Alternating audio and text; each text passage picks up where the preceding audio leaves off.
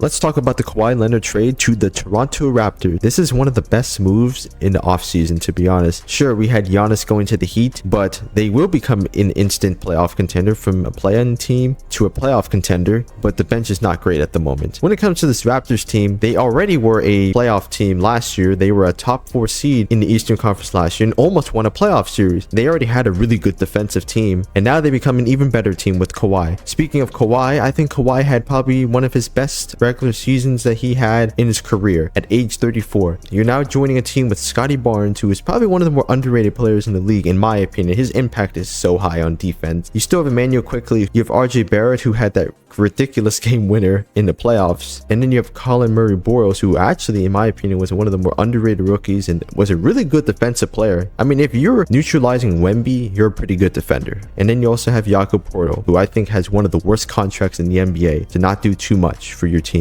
Now we get to the huge question: is this team a finals contender? But then when it comes to the landscape of the Eastern Conference, I mean, you still have the Knicks, the 76ers, who got better, but we don't know what it is. You still have the Celtics, who we don't know. They definitely are cooked at this very moment. You have Tatum coming off an injury, even though he did play last year and was good, but he was not the same offensive player. You still have the Heat with Giannis and Bam, but then you also have the Pacers, if healthy. We'll just have to see what happens.